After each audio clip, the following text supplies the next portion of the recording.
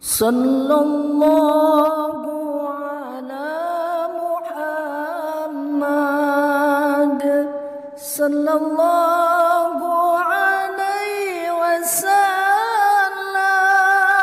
sallallahu ala Muhammad sallallahu alaihi wasallam. Alhamdulillahilladzi anzala as-sakinata fi qulubil mu'minina liyazdadu imanan ma'a imanihim. Ashhadu an la ilaha illallah wahdahu la syarika lah wa ashhadu anna sayyidana Muhammadan abduhu wa rasuluhu la nabiyya ba'dah. Allahumma salli wa sallim wa barik ala sayyidina wa habibina wa syafi'ina wa maulana Muhammad. Usalli wa sallim wa radiyallahu ta'ala an kulli sahabati rasulillahi ajma'in. Amma ba'du, faya ayyuhal hadirun al-kiram, usikum wa nafsi bittaqwallah. Ittaqullaha haqqa tuqatih wa la tamutunna illa wa antum muslimun. Faqala Allah ta'ala fi kitabihil karim wa huwa asdaqul qailin. A'udzu billahi minasyaitonir rajim. Bismillahirrahmanirrahim. Wa ibadur rahmanil ladzina yamshuna 'alal ardi haunan wa idza khatabahumul jahiluna qalu salama wal ladzina yabituna li rabbihim sujjadan wa qiyama. Wa qala an-nabiy sallallahu alaihi wasallam ittaqullaha haitsu ma kunta wa atbi sayyi'atal hasanata tamhuha wa khaliqin nasa bi khuluqin hasan. Sadaqallahul adzim wa sadaqa rasuluhun nabiyul karim wa nahnu ala dzalika minasyahidin wasyakirin walhamdulillahi rabbil alamin. Hadirin jamaah salat Jumat yang mulia, mari kita berjuang sungguh-sungguh, bermujahadah agar bertambahlah ketakwaan kita kepada Allah dalam setiap kesempatan. Bertambahlah kesyukuran kita atas segala nikmat yang diberikan. Bertambahlah kesabaran kita atas segala derita yang ditimpakan. Dan bertambahlah ketawaduan kita atas segala pencapaian. Siapa yang pandai bersyukur, Allah tambah karunia itu. Dan siapa saja yang kufur, yakinlah Allah akan ambil karunia itu dari jalan yang boleh jadi tak pernah diperkirakan. Salawat beriring salam semoga senantiasa dilimpahkan keharibaan junjungan kita yang mulia, Habibana wa Maulana Muhammad. Allahumma salli wa sallim wa barik alaih. Hadirin jamaah salat Jumat yang mulia, intisari khutbah yang singkat ini khatib tuliskan di Hikmah Republika hari ini, merawat kunci-kunci surga. Kita masih berada di bulan Syawal 1444 Hijriah. Sangatlah tepat momentum ini selalu kita gunakan untuk mencairkan hubungan yang membeku antara kita, untuk mengurai benang-benang kusut di antara keluarga kita. Seraya kita mohon ampun kepada Allah sekiranya ada salah dan dosa kita kepada siapa saja pun yang bahkan hari ini tak sempat kita bertemu dengan mereka. Semoga Allah ampuni dan Allah lapangkan dan Allah ampuni dosa mereka yang pernah kita sakiti. Saudaraku kaum muslimin jamaah salat Jumat yang mulia, dahulu di Madinah yang bernama Yatsrib itu, sebelum baginda Rasulullah sallallahu alaihi wasallam hijrah ke Madinah, ada seorang rahib atau pendeta Yahudi yang sangat paham tentang apa isi dari Taurat dan Injil. Dan pahamnya beliau ulama Yahudi ini tahu persis isi dari Taurat dan Injil yang dahulu ditinggalkan dari zaman Nabi Musa dan Nabi Isa. Di situ sudah disebutkan akan datangnya seorang nabi akhir zaman, dan itu dari keturunan Nabi Ismail alaihissalam, namanya Ahmad.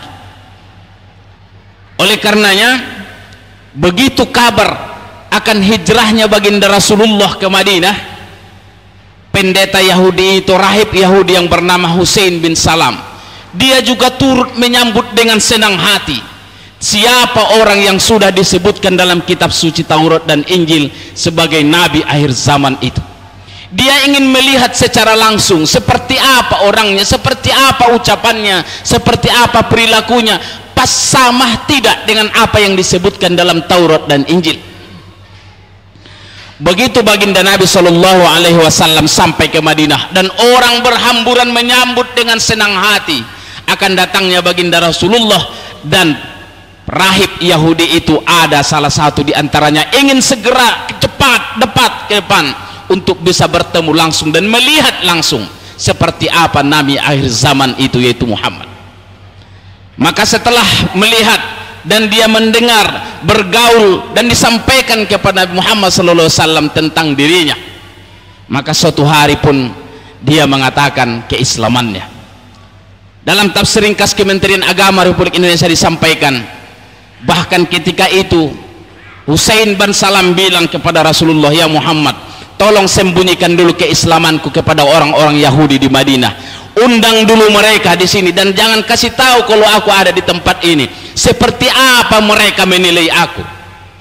Maka dikumpulkanlah tokoh-tokoh Yahudi Madinah oleh Rasulullah dan ditanya mereka siapa, apakah mereka mengenal dengan Husain bin Salam, dan mereka menyanjung bahwa dia adalah rahib kami, dialah ulama kami, dialah tokoh kami, dialah panutan kami, dan apa yang dikatakannya adalah pasti benar dan tak pernah ia berbohong.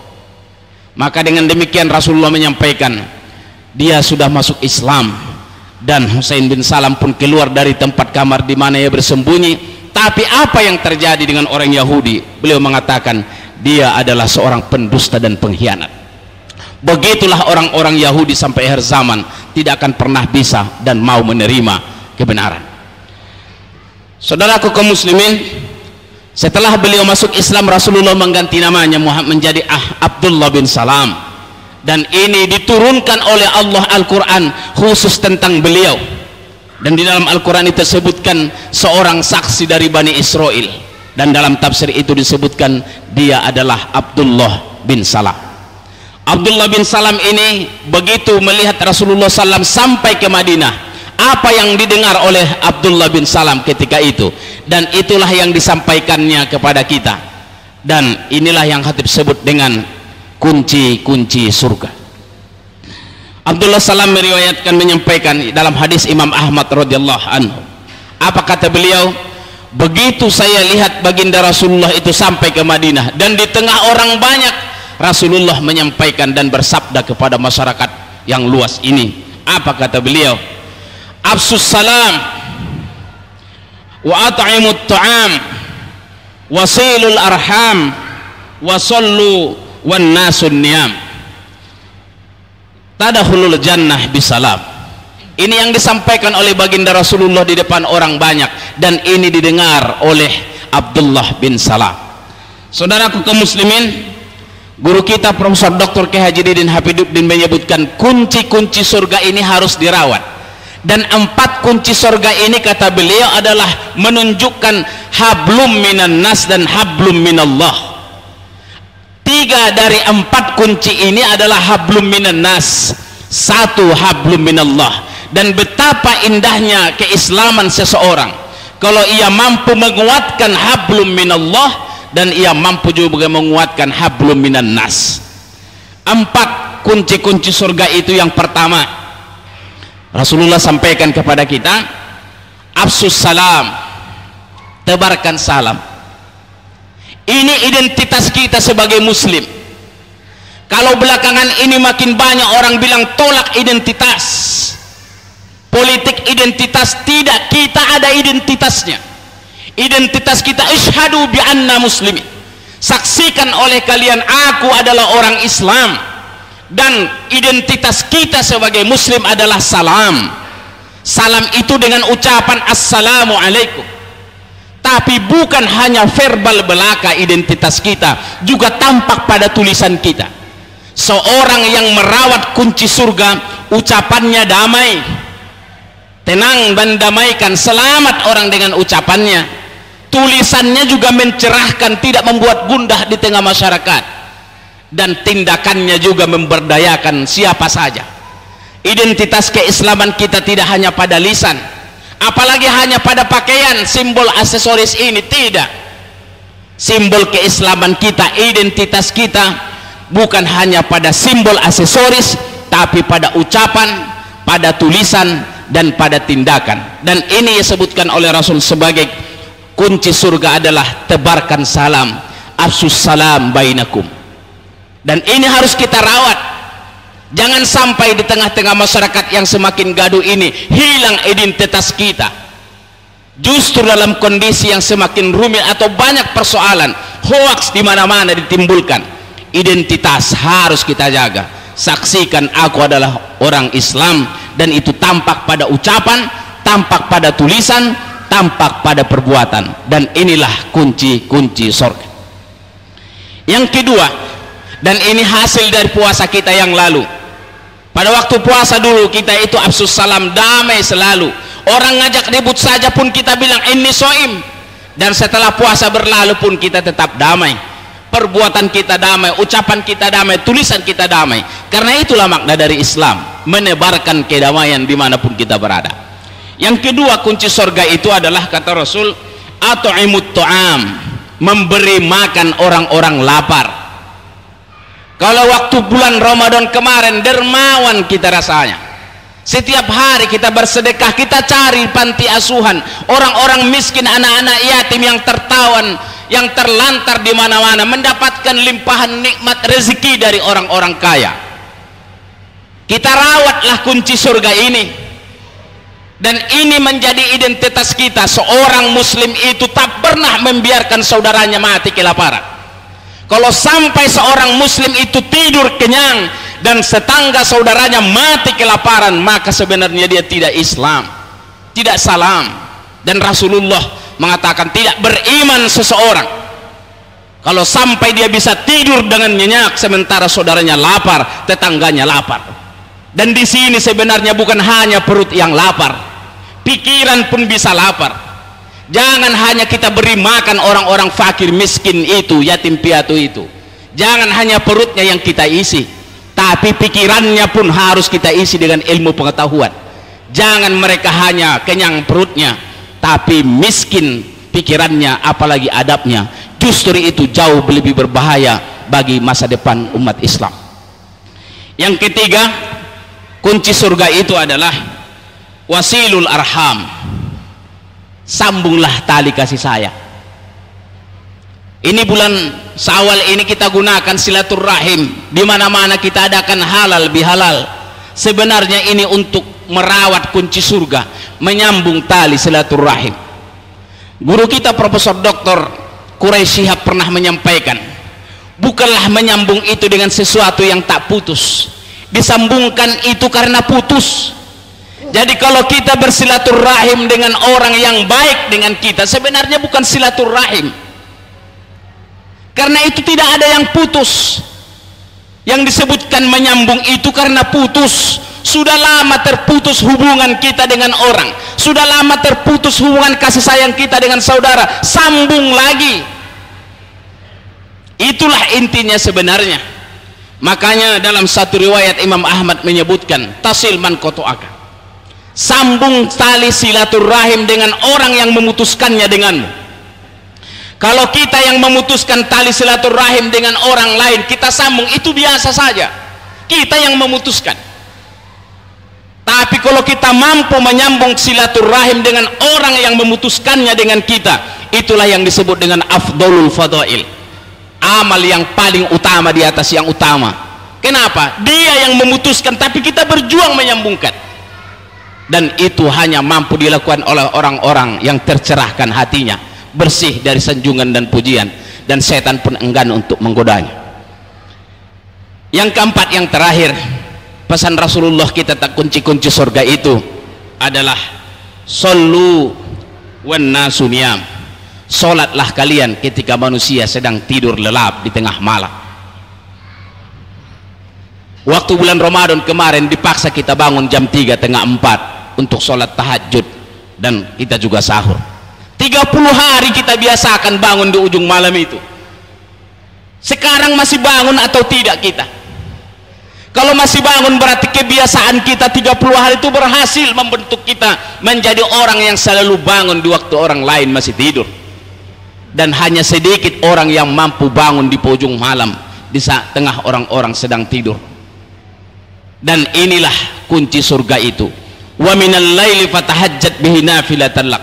Di sebagian malam, di penghujung malamnya itu salat tahajudlah, karena itu akan memberikan jalan kemuliaan, maqamam mahmuda, tempat yang mulia, bukan hanya di dunia tapi di akhirat nanti. Dalam surah Al-Furqan itu yang khatib bacakan di awal, tanda-tanda ibadur rahman, hamba-hamba yang disayangi oleh Allah subhanahu wa ta'ala, yaitu salah satunya walladzina yabituna lirabbihim sujjadan wa qiyama, orang-orang yang menghabiskan malamnya, di penghujung malamnya, untuk bersujud, berdiri, ruku kepada Tuhannya. Tengah malam yang sepi, berbisik ke bumi dan terdengar keras di langit. Dan itulah kebiasaan orang-orang soleh sejak zaman dahulu kala sampai akhir zaman. Sebagai kesimpulan dari khutbah yang singkat ini, 4 kunci surga yang khatib sampaikan. 3 diantaranya adalah kesalehan sosial, 1 kesalehan ritual. Itu artinya apa? Kesempurnaan keislaman kita lebih banyak ditunjukkan, indikatornya itu lebih banyak terlihat pada kesalehan sosial.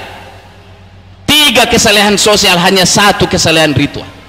Yang kedua maknanya bagi kita apa? Bukan menafikan kesalehan ritual individual kita, hablum minallah, tidak, tapi semakin bagus kualitas hubungan kita dengan Allah, semakin tinggi nilai hablum minallah kita dengan Allah, maka buahnya harus semakin bagus hubungan kita dengan sesama manusia. Jangan sampai kita bisa nikmat khusyuk beribadah sholat dengan Allah, tapi kita tidak peduli dengan nasib orang-orang lain di sebelah kita. Justru dalam surah Al-Maun itu disebutkan, orang yang ritualitasnya tinggi seperti sholat pun, kalau dia tidak peduli kepada anak-anak yatim, orang miskin, tak mengajak orang memberi makan orang miskin, disebut sebagai pendusta agama. Ara'aital ladzi yukadzibu biddin fadzalikal ladzi yad'ul yatim wa la yahuddu ala tu'amil miskin fawailul lil musalli alladzina hum an salatihim sahun alladzina hum yura'una wa yamna'unal maun. Semoga khutbah yang singkat ini tetap menguatkan kita, hubungan kepada Allah, hablum minallah kita kuatkan, dan hablum minan nas sebagai buahnya kita kembangkan, sehingga di ujung kehidupan kita nanti kita indah dipanggil Allah husnul khotimah, dan orang-orang soleh, orang-orang miskin, anak-anak yatim, doa apa senantiasa mendoakan kita sampai akhir kehidupan. Barakallahu li wa lakum fil Qur'anil azim wa nafa'ani wa iyyakum bima fihi minal ayati wa zikril hakim wa taqabbala minni wa minkum tilawatahu innahu wal ghafurur rahim.